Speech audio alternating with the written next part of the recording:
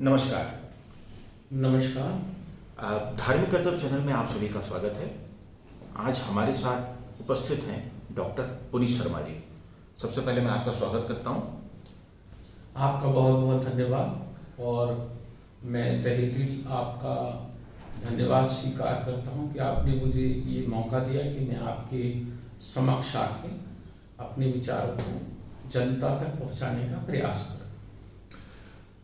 जैसा कि आप सभी जानते हैं, धार्मिक कर्तव्य चैनल का एक उद्देश्य रहा है कि सनातन धर्म के बारे में बताना, लोगों को जागरूक करना। हमारे धार्मिक कर्तव्य चैनल का यह प्रयास रहा है कि सनातन धर्म और विज्ञान के बारे में, सनातन धर्म विज्ञान से कितना आगे है, यह बार बार हम आपको बताते आए हैं। इसी को आगे बढ़ाते हुए हमारे साथ डॉक्टर पुनीत शर्मा जी वह आपको बताएंगे कि ज्योतिष की आवश्यकता क्यों है, ज्योतिष हमारे जीवन का एक महत्वपूर्ण अंग कैसे बना और इसका लाभ हम कैसे ले सकते हैं। यह सब हम आज के इस वीडियो में आप सभी को बताएंगे। धन्यवाद अश्विन जी।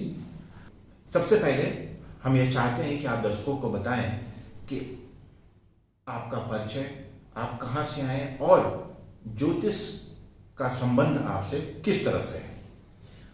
अश्विन जी, मेरा जन्म एक बहुत छोटे और गरीब परिवार में हुआ था। मेरे पिता उस समय पे प्राथमिक स्कूल के अध्यापक थे और आज से 50 साल पहले, 60 साल पहले क्या स्थिति थी समाज में प्राथमिक स्कूल के अध्यापक की, आप समझ सकते हैं।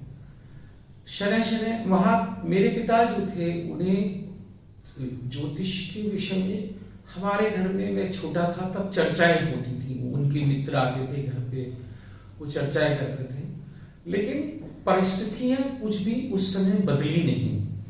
और जैसे जैसे मैं थोड़ा बड़ा हुआ, समझने लगा, तो फिर मैंने इस पे विचार करना प्रारंभ किया कि कैसे। दो प्रश्न मेरे मन में हमेशा रहते थे कि एक तो ये आदमी इतना बड़ा व्यक्ति कैसे है, और कोई दूसरा अत्यंत गरीब क्यों है। और मैं कॉर्पोरेट कंपनी में वाइस प्रेसिडेंट पद से मैंने जॉब छोड़ा है। बॉम्बे की कंपनी में मैंने कार्य किया है और उसके पश्चात मैंने डॉक्टरेट की है। डॉक्टरेट करने में मैंने किया है नक्षत्रों के विषय में पूर्ण रूप से कार्य। इस विषय पे बहुत अधिक चर्चाएं नहीं हुई। जब हम लोग इस विषय को, ज्योतिष को पढ़ रहे थे, और पढ़ने में जो कंटेंट था उसमें डाटा कहीं मिलता था, कहीं नहीं मिलता था, कहीं मैच नहीं करता था, तो कैसे ये आम जन तक पहुंचे और इस पे कैसे आगे जाया जाए और कैसे लोग इससे लाभान्वित हों, इसमें मैंने बहुत काम किया। 18 साल लगभग ज्योतिष पढ़ने के बाद मैं एक दिन बहुत हंसा और मैंने अपनी पत्नी को ये कहा कि मैंने 18 साल जिस विषय को पढ़ा है वो एक्चुअली उस तरह से है ही नहीं जैसा होना चाहिए। और जब मैं नक्षत्रों को पढ़ना मैंने प्रारंभ किया तो मैंने देखा 90 to 95% प्लस एक्यूरेसी था उसका। तो इसीलिए मैंने नक्षत्र पे काम किया। नक्षत्र जो है व्यक्ति का व्यक्तित्व, विचारधारा, कार्यशैली इत्यादि के बारे में बहुत प्रिसाइसली बताते हैं। और जब उसको प्रिसाइसली आप बताते हैं तो you can easily know who you are and what you want to do in your life. तो जो लाइफ पाथ है उसकी क्लैरिटी आ जाता है। ज्योतिष के विषय में आपने प्रश्न पूछा था मुझसे कि यह आवश्यक क्यों है जीवन के लिए। आज से 9-10 हजार वर्ष पूर्व पाराशर ऋषि जो इसके जनक थे, जब विज्ञान इतना डेवलप नहीं हुआ था, उस समय भी हमारे यहाँ के ऋषि मुनियों को यह ज्ञात था कि यहाँ से चंद्रमा की दूरी क्या है, सूर्य की दूरी क्या है, बृहस्पति की दूरी क्या है, एवं बृहस्पति किस कलर के हैं, बुध किस कलर के हैं, शुक्र किस कलर के हैं, सूर्य किस कलर के हैं, ये सब उनके पास उस समय पे वो तकनीक थी जिससे वो इसको समझ पाए। अच्छा, इस कालांतर में इस 9000 साल में किस लिपि में उन्होंने क्या लिखा, कैसे लोगों ने परिभाषित किया, समय समय पे इसको अलग अलग प्रकार से परिभाषित किया गया और उसका अर्थ को अनर्थ में बदलते गए, जिससे आज समाज में एक आम धारणा बन गई है कि ज्योतिष जो है सचमुच विज्ञान नहीं है। लेकिन सत्य है कि आज के वैज्ञानिक भी ज्योतिष को मानने लगे। नासा ने भी इस बात को एक्सेप्ट किया है कि ज्योतिष जो है वो विज्ञान के समकक्ष है। शायद आपने बातों बातों में एक ऐसी बात कही कि मुझे गौतम बुद्ध जी की याद आ गई। अपने पुस्तकों में, स्कूल में ये पढ़ाया भी गया है। गौतम बुद्ध जी का नाम पहले राहुल था, वह एक राजकुमार थे और उनके भी मन में ये बात आई थी कि मैं अमीर क्यों हूं और दूसरा गरीब क्यों है, जैसा आपने कहा। तो इस तरह की जो सोच है वो बहुत कम लोगों में ही होती है, जो आने वाले संकटों को या आने वाली अपनी जो भी समस्याएं हैं उनको पहले से ही भाप जाते हैं। जैसे गौतम बुद्ध जी ने जब वो राजकुमार थे तभी उन्होंने यह देखा कि आखिर में वो एक व्यक्ति जो बुजुर्ग है वो वृद्ध क्यों है, वो बुजुर्ग क्यों है, वो इस अवस्था में क्यों है, जबकि वह अभी एक युवा अवस्था में है। तो उन्हें यह एहसास हुआ, उन्हें यह पता चला कि एक समय ऐसा आएगा कि मैं भी वृद्ध हो जाऊंगा। तो वो जो उनके ज्ञान के चक्षु थे वो धीमे धीमे खुलना प्रारंभ हुए। गौतम बुद्ध जब उनके पिताजी तो महाराजा थे, जब जन्म हुआ था तो उनके पिताजी ने बहुत सारे ज्योतिषाचार्यों को बुलाया था और उनसे उनकी पत्रिका भी बनवाई थी, जन्म पत्रिका बनवाई थी। बहुत ढेर सारे ज्योतिषी आए, सबने कहा युवराज बनेगा, ये बनेगा, क्योंकि बहुत सारे कारण होते हैं राजा के प्रभाव में, राजा के डर से बहुत सारे लोगों ने बहुत सारी बातें जो सच्चाई वाली बातें थी वो नहीं बताई। सिर्फ एक ज्योतिषी ने कहा, वो उसने पहले अपने जीवन को सुरक्षित करने का महाराजा से वादा करवाया कि मैं जो बताऊंगा दंड नहीं देंगे। तो उस ज्योतिषी ने बताया था कि अब संसार के सारे जो मोह माया है उनको त्याग कर ये बहुत नाम कमाएगा और एक ऐसा मार्ग प्रशस्त करेगा, युगों युगों तक अपना नाम वो रोशन करेगा। तो जैसा डॉक्टर पुनीत शर्मा जी ने बताया कि ज्योतिष की आवश्यकता बहुत है। और पाराशर ऋषि ने यह भी एक जगह इंगित किया है कि जीवन की नैया को पार लगाने के लिए ज्योतिष एकमात्र नाव है जो आपकी जीवन की नैया को इस किनारे से उस किनारे तक पहुंचाने में सक्षम है। परंतु एक बात यह भी सत्य है कि उसके लिए सही मार्गदर्शन और सही दिशा प्राप्त होना भी बहुत आवश्यक है। अब सही दिशा, अब मैंने खुद कम से कम जब से मैं छोटा था, मैं लगातार न जाने अनगिनत लोगों से मिला।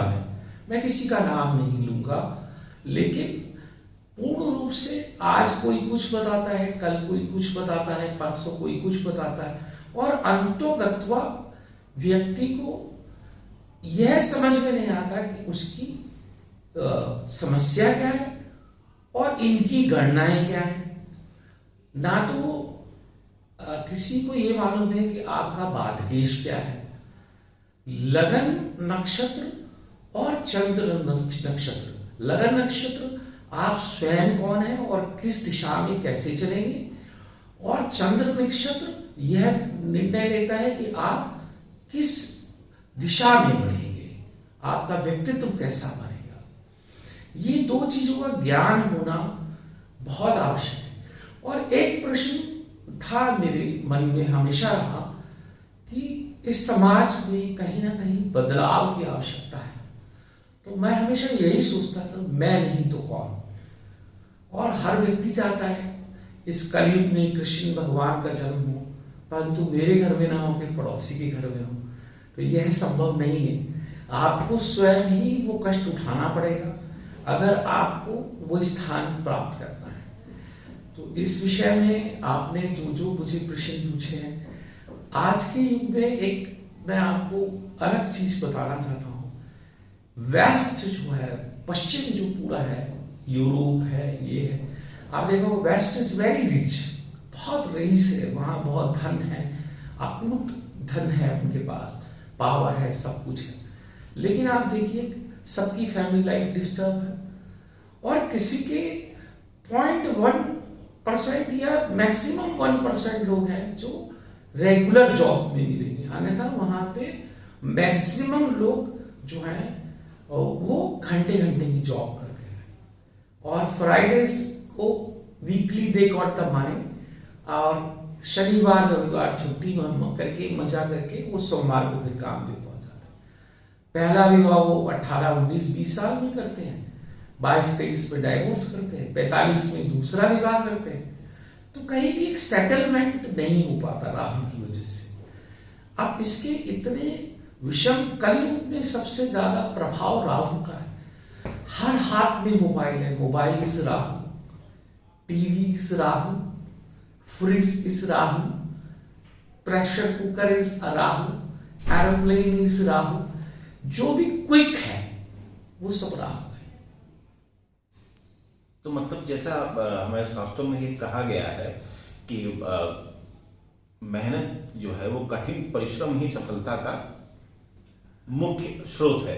तो जो शॉर्टकट मारते हैं वो कहीं ना कहीं राहु के प्रभाव में, निश्चित राहु के प्रभाव में अगर कोई शॉर्टकट मारेगा तो आई थिंक, मतलब मुझे ऐसा लगता है कि शास्त्र जो पहले से ही हमें समझा चुका है, बार बार यह ध्यान इंगित कराता है कि सफलता ही परिश्रम की कुंजी है। तो शॉर्टकट से किसी का भला नहीं होगा। और ग्रहों में अगर देखा जाए तो राहु जो है हमारे 9 ग्रहों में, शायद सबको पता होगा, जिनको नहीं पता होगा उनको मैं बता दूं कि राहु और केतु एक ही ग्रह थे, एक ही राक्षस थे। वो उन्होंने अमृत का पान कर लिया। जो सर है वो राहु है, और नीचे का जो शरीर का बाकी का हिस्सा है वो केतु है। तो राहु मतलब सर, तो आपको भ्रमित भी कर सकता है राहु। तो जैसा मोबाइल से तो भ्रमित बहुत सारे लोग हो रहे हैं, और जैसा सर ने बताया ज्योतिष में आजकल सोशल मीडिया पे और बहुत सारे रील्स वायरल हो रहे हैं, रेमेडीज, टोटके, ये सारी चीज़ें बताई जा रही हैं। उसमें से कितना सच है कितना झूठ है इसके ऊपर मैं नहीं जाऊँगा, मगर ज्योतिष एक साइंस है। और डॉक्टर पुनीत शर्मा जैसे ज्ञानी लोग अगर आ जाएं तो ज्योतिष को जो इम्पोर्टेंस हो वो एक्चुअल में, वो सही में हमें पता चल सकता। हकीकत में अश्विन जी, जो हमारी जन्म पत्रिका में जो घर है वो तो 12 निश्चित है, और सभी को वही देखने हैं। लेकिन पाराशर ऋषि ने विष्णोत्तरी महादशा का जो वो लागू किया कि आपका जन्म जिस नक्षत्र में होगा उस नक्षत्र की पहली महादशा, जैसे किसी का चंद्र नक्षत्र में हुआ, हस्त में हुआ, या श्रावण नक्षत्र में हुआ, या और किसी नक्षत्र में हुआ, तो सबसे पहली महादशा चंद्रमा की है। तो ये अगर नक्षत्र की इंपॉर्टेंस नहीं होती तो इतने बड़े महर्षि उसकी पहली महादशा क्यों प्रारंभ करते? विषय ये है, इस विषय को किसी ने सोचा नहीं। और हम लोग सिर्फ लगन, पंचम और नवम की चर्चा करते रहे। अब किसी ने इस दिशा में तो कोई किसी को ये ज्ञान नहीं है कि यदि बाधकेश जो है, बाधक है कोई ग्रह आपकी, उस बाधकेश को जब तक हम इम्प्रूव नहीं करेंगे हमें सफलता नहीं प्राप्त होगी, या मिलेगी। शायद हो सकता है ट्रांजिट में कोई ग्रह इस समय हमें कुछ दे जाए, लेकिन रेगुलर और कंटिन्यूटी प्राप्त करना बहुत कठिन कार्य होता है। और मुझे लगता है कि लाखों लोगों को यही समझ में नहीं आता कि समस्या कहाँ है, और जब तक आप समस्या पूर्ण रूप से नहीं समझ पाएंगे तो समाधान कहां से प्राप्त होगा। तो नक्षत्रों के अध्ययन से ये बहुत प्रिसाइज हो गया है। और मैंने अभी तक जो भी मेरे पास इस विषय की जानकारी है, हमारे भारतवर्ष में बहुत कम ही लोग इस विषय की चर्चा करते हैं। मुख्यतः यूएसए में मैंने 2-3 बड़े नाम सुने हैं, जिनका बहुत गहन अध्ययन है। और भारतवर्ष में ईश्वर की कृपा से, भगवान श्री गणेश के आशीर्वाद से यह प्राप्त करने का अवसर मुझे भगवान ने दिया, उसके लिए मैं उनका आभारी हूँ, उनका हृदय से आभार व्यक्त करता हूँ। और मैं समाज की किसी भी सेवा में, चाहे वो ज्योतिष के द्वारा हो या मेरी नॉलेज से कोई भी लाभ उठाना चाहिए, तो मुझे सदैव हर्ष होगा कि मैं आपके किसी कार्य आ सका। तो मैं आपसे जानना चाहूँगा, जैसे बहुत सारे लोग लग्न कुंडली देखते हैं, चंद्र कुंडली देखते हैं, फिर नवमांश देखते हैं, फिर उसके बाद गोचर है, कई चीज़ें देखते हैं।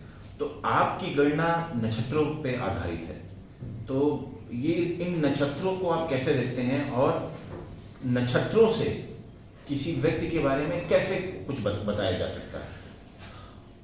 नक्षत्र एक राशि के अंदर ऑलमोस्ट 2.5 नक्षत्र रहता है। एक नक्षत्र के 4 पद होते हैं और उनके नवमांश में जाने का निश्चित उसी नक्षत्र द्वारा तय किया जाता है। अब जब नवमांश हमारा एक्टिवेट होता है या तो विवाह उपरांत या 36 वर्ष के बाद। लगन चार्ट जो है D1 चार्ट कहते हैं इसे, और नवमांश को D9 बोलते हैं। तो लगन चार्ट में यह निश्चित हो जाता है कि आपके जीवन की दिशा क्या है। और एक चार्ट और है D60, जो ये निश्चित करता है कि आप पास्ट लाइफ से क्या लेके आए हैं, क्या आपके पास बाकी। एक एक राशि से एक एक ज्योतिर्लिंग जुड़ा हुआ है, एक एक राशि से 12 ज्योतिर्लिंग हैं, 12 राशियां हैं। और इसी प्रकार 27 नक्षत्र जो हैं उनमें मुख्यतः एक ग्रह के, सूर्य के 3 नक्षत्र हैं, कृतिका, उत्तरा फाल्गुनी और उत्तराषाढ़। तो इसी प्रकार 3 नक्षत्र हैं। जब हम महादशा की गणना करेंगे तो आज कौन सा नक्षत्र क्या फल दे रहा है, ये तो सामान्य रूप से किसी को जानकारी नहीं है। और जब तक आप उसे प्रॉपरली कैलकुलेट करना नहीं जानेंगे तो पिन पॉइंट समस्या कैसे समझ पाएंगे किसी भी व्यक्ति। और जब तक पिन पॉइंट समस्या नहीं समझेंगे तो समाधान कहां से देंगे।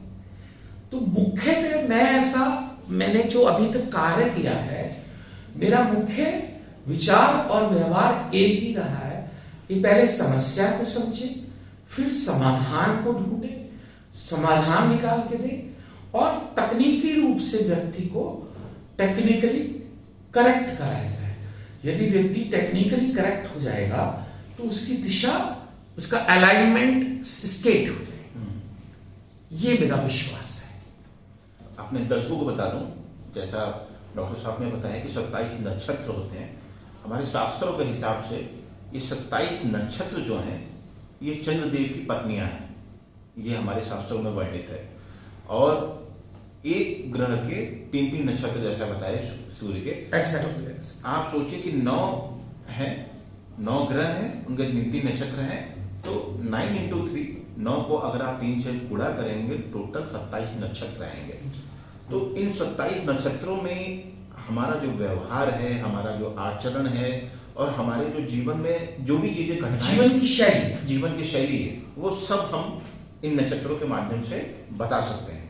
तो नक्षत्रों का कुछ ऐसा कैलकुलेशन होता है, कुछ ऐसी चीज होती है कि जो बच्चों पर कुछ ऐसा प्रभाव पड़ता है, या संतान को लेकर के माता पिता की जो चिंता है, वो माता पिता की चिंता भी क्यों आती है, क्या इसमें भी कुछ नक्षत्रों का प्रभाव होता है? 100%। हम लोग नक्षत्रों द्वारा ये समझ सकते हैं और समझा सकते हैं कि क्या क्या समस्याएं भविष्य में आएंगी। यदि किसी व्यक्ति का भाग्य उदय ही 40 साल में होना है या 46 साल में होना है, अब जैसे राहु यदि 4थे घर में स्थित हो गया, लगन से 4th, तो ऐसे व्यक्ति का भाग्य उदय जो है माता की मृत्यु के बाद होता है। अब ये दैवीय समस्या है। इसमें इसको मिनिमाइज कराया जा सकता है, खत्म नहीं करा जा सकता। सिमिलरली ऐसे बहुत सारे कारण हैं।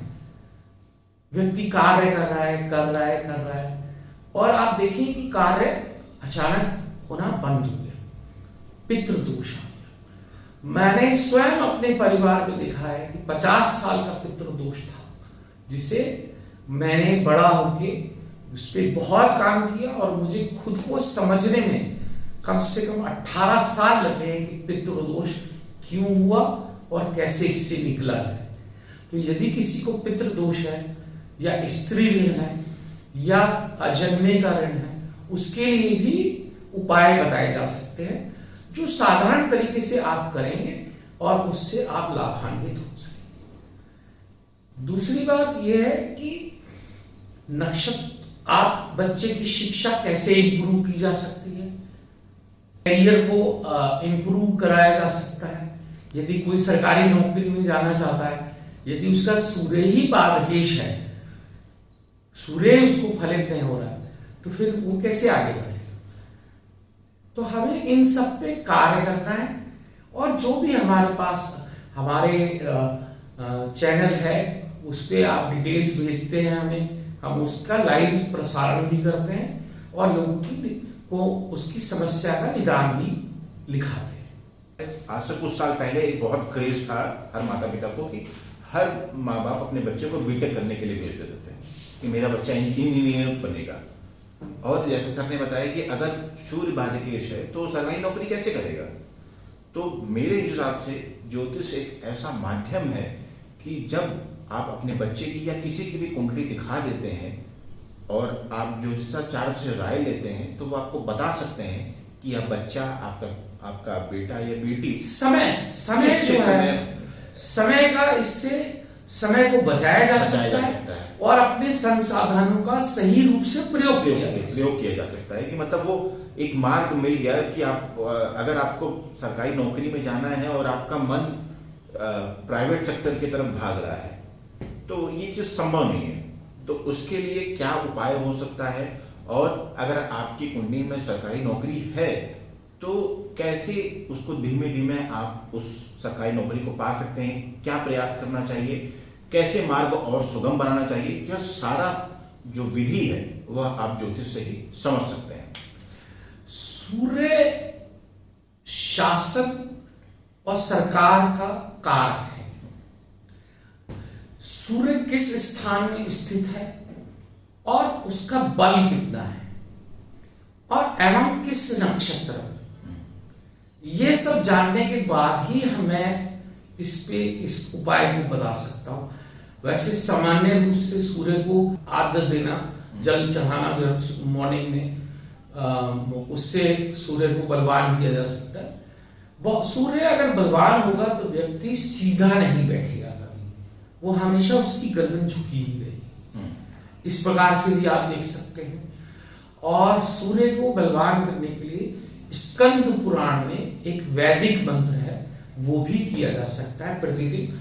और जब आप सूर्य का ये मंत्र करें तो निश्चित रूप से सूर्य होरा में करें तो उसका सबसे ज्यादा फलित होता है। भाई आज का विषय आपने बहुत अच्छा लिया, मुझे बहुत अच्छा लग रहा है कि मैं आपके साथ स्टूडियो में अवेलेबल हूँ और आपके प्रश्नों का उत्तर दे रहा हूँ। यदि किसी को भी लगता है तो जो हमारे इसमें आपके चैनल में जो वो होंगे कमेंट बॉक्स में आप कमेंट कर सकते हैं, अपनी डिटेल भेज सकते हैं, हम आपके प्रश्नों के उत्तर देंगे और यथासंभव आपकी हेल्प करेंगे, जिससे कि आपके जीवन का मार्ग अच्छे से प्रशस्त हो सके और आप आगे बढ़ें, तरक्की करें, जीवन को सुगम रूप से चलाएं। बहुत बहुत धन्यवाद। नमस्कार। और मैं आप सभी से ये निवेदन करूंगा कि जिस भी सज्जन को अपनी कुंडली दिखानी हो, अपने बारे में जानना चाहता हो, अपने भविष्य के बारे में जानना चाहता हो, डिटेल्स में जो हमें जानकारियाँ चाहिए होंगी उसमें हमें डेट ऑफ बर्थ चाहिए होगा, आपका किस डेट को पैदा हुए, किस महीने में पैदा हुए, किस साल में पैदा हुए, जन्म स्थान आपका क्या है और विशेष तौर पर समय यह सारी चीज़ें आप कमेंट बॉक्स में लिखिए और हम वीडियो के माध्यम से आपको बताएंगे। अगर आप फ़ोन पे बात करना चाहते हैं तो आप अपना फ़ोन नंबर भी कमेंट बॉक्स में डाल सकते हैं। हम यथासंभव आप सभी की कुंडली लेने का प्रयास करेंगे, आप सभी को बताएंगे आपके भविष्य के बारे में। बहुत बहुत नमस्कार। नमस्कार, धन्यवाद।